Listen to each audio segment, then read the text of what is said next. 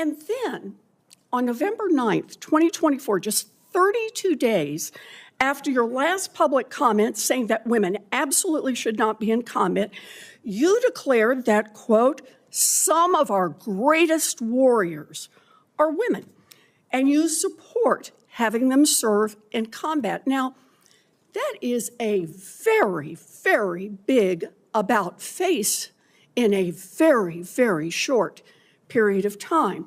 So help me understand, Mr. Hegseth, what extraordinary event happened in that 32-day period that made you change the core values you had expressed for the preceding 12 years? For 12 years, Pete Hegseth held one position without ambiguity. Women should not serve in combat. He did not say it once in a moment of carelessness. He built it into television appearances, interviews, podcasts, and then into the pages of his own book, the kind of commitment that does not happen by accident. It is a considered, repeated, documented conviction. Then he received a nomination to become Secretary of Defense. 32 days later, the position was gone. No explanation, no public reckoning, no account of what changed. Senator Elizabeth Warren is now sitting across from him with his own words on paper, and one question the hearing cannot move past until it gets a real answer. What exactly happened in those 32 days? Watch this closely, because this stopped being about policy the moment that timeline became clear. It is now about whether the convictions of the man running the Pentagon are his, or whether they belong to whoever is in a position to offer him power. And Mr. Hegseth, thank you. Thank you for your service. So if you're confirmed as Secretary of Defense, you will oversee our military, including about 250,000 women who currently serve on active duty in the Army, the Navy, the Air Force, the Space Forces, and the Marines. And I have serious concerns that your behavior toward women disqualifies you from serving in this role. Now, I've been trying to get answers from you for quite some time on this. You haven't wanted to meet or to answer any of my questions, so we'll just have to do it here and dive in. I want to pick up on some of the questions asked by Senators Shaheen and Gillibrand and Hirono, and I just want to make sure we have a list of some of the facts that I think are undisputed. I'm not going to talk about anonymous sources. I'm just going to quote you directly. We've got the video. We've got it in print. So going back to January 2013, you told a Fox News interviewer that women in the military simply couldn't measure up to men in the military, saying that allowing women to serve in combat roles would force the military to lower the bar. You picked up on that same theme in 2015, making remarks on Fox News, referring to women in combat as, quote, it would erode standards. June 2024, you said on Ben Shapiro's podcast, quote, women shouldn't be in combat at all. And then, of course, we've talked about it in 2024. You published a book, and you say on page 26 of your book, we need moms, but not in the military, especially in combat units. Page 48 of your book, you claim that women should not be in combat roles because men are distracted by women. And then 10 weeks ago, you appeared on the Sean Ryan show and said, I'm straight up just saying we should not have women in combat roles. Now, I presume you recall making all these statements? Warren does not open with an accusation. She opens with a record, 12 years of it. Television appearances, podcasts, published passages from his own book, each one placed on the table one at a time, in sequence, so that by the time she has finished the room, cannot treat any single quote as an anomaly or a mischaracterization or a moment taken out of context. That is the method, and it is deliberate. An isolated remark can be explained away. A pattern stretching across more than a decade of public platforms cannot. Warren is not building toward a character judgment. She is building toward a timeline question that is much harder to answer than any direct accusation would be. If those views held without meaningful variation for 12 years, across every format, every audience, every platform where Hegseth chose to put them on record, then the question of what produced a dramatic reversal in the 32 days between his private life and his nomination is not a political attack. It is the only logical follow-up to the evidence she just placed in front of the entire hearing room. Senator, I'm not familiar with article you're pointing to in 2013, but it underscores my argument I've got the completely because video. in that 2013 argument, I was talking about standards. No, Standards are what it's always been about, Let's not Senator. have this same fight again. Always been about Senate I've quoted standards. you directly. We've got the video. We're happy to show it. But I want to be clear here. For 12 years, you were quite open about your views, and your views were consistently the same. Women are inferior soldiers, sailors, Marines, airmen, and guardians. And in case anyone missed the point, and these are your words from 10 weeks ago, women absolutely straight up should not be permitted to serve in combat. And When Hegseth responds, he offers a reframe. His position was never about excluding women from combat. It was about maintaining standards. Warren does not let the reframe land. She goes straight back to the record because the record does not contain that qualification. Across more than a decade of public statements, the argument was not about standards applied equally to everyone. It was simpler and more direct than that. Women did not belong in combat roles. That was the position, stated repeatedly on multiple platforms, without the caveat Hegseth is now offering as his explanation. The hearing shifts at this moment from a policy debate into something more uncomfortable for the witness. It is no longer about what he believes today. It is about whether the explanation he is giving Congress is consistent with the words he chose to put on the record himself for 12 years. I notice on each of these quotes, those are said without qualification. It's not by how much you can lift or how fast you can run. They don't belong in combat, period, or your words, straight up.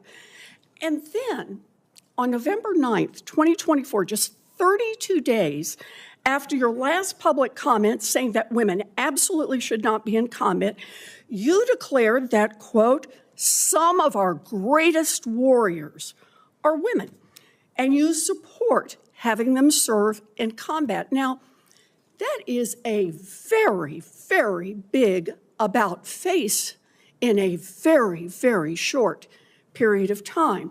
So help me understand, Mr. Hegseth, what extraordinary event happened in that 32-day period that made you change the core values you had expressed for the preceding 12 years? The hearing now arrives at the number Warren has been building towards since she placed the first quote on the record. 32 days. Weeks before the nomination, Hegseth was still saying publicly that women should not serve in combat. That was the position. Documented, recent, unambiguous. Then the nomination came, and the language changed entirely. Women became some of our greatest warriors. Warren is not characterizing that shift as growth or reflection, or an evolution shaped by new information. She is characterizing it as a reversal, and she is pressing for the specific thing that produced it, not a general discussion about readiness standards, not a broader conversation about military culture. One direct answer to one direct question: what happened in those 32 days? Because the gap between those two positions is not a nuance. It is not a clarification. It is a complete reversal of a view Hegseth spent 12 years putting on the public record. And the only explanation that fits the timeline is the one Warren is forcing him to either confirm or deny out loud. Senator, again, I very much appreciate you bringing up my comments from 2013 because for me, this issue has always been about standards. And unfortunately, because of some of the people that have been in political power for the last 4 years, priorities other than standards, lethality, and meritocracy have driven decision-making. I'm quoting you from the podcast. Women shouldn't be in combat at all. Where is the reference to standards? That they should be there if they can carry, if they can run? I don't see that at all, Mr. Hegseth. What I see is that there's a 32-day period in which you suddenly have another description about your views of women in the military. And I just want to know, what changed in the 32 days that the song you sang is not the song you come in here today to sing? As the hearing closes, Warren opens one more door, and what is behind it is the same pattern in a different room. Hegseth has argued publicly that senior military leaders should face strict limits before moving into the defense industry. That is his stated position. On the record, Warren asks whether he is willing to hold himself to that same standard. He declines to make the commitment, and that declination does not stay isolated. It connects directly to everything that came before it in this hearing. The 32-day reversal on women in combat, the reframe that did not match the record, and now a principle Hegseth has applied to others that he will not apply to himself the moment it becomes personally inconvenient. Warren's closing argument is not complicated. It does not require a long explanation. Principles that disappear when they cost the person holding them something are not principles, they are positions. And positions, as this hearing has now demonstrated twice, have a way of changing when power comes calling. Senator, the concerns I have and the concerns of many have had, especially in ground combat units, is that in pursuit of certain percentages or quotas, standards have been changed. And that makes the combat more difficult Let me make a for everybody suggestion involved. about what happened in that 32 days. You got a nomination from President Trump. Now, I've heard of deathbed conversions, but this is the first time I've heard of a nomination conversion.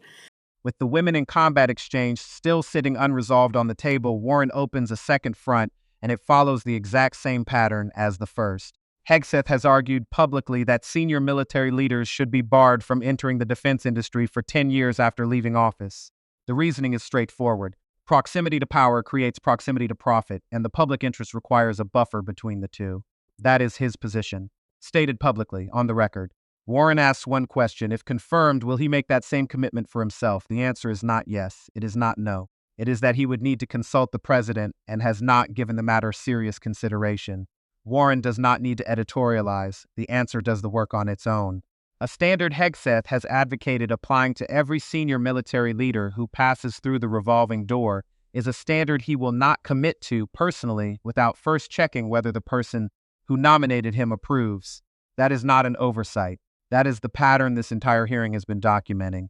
Principles held firmly for others, reconsidered carefully when they apply to the person holding them.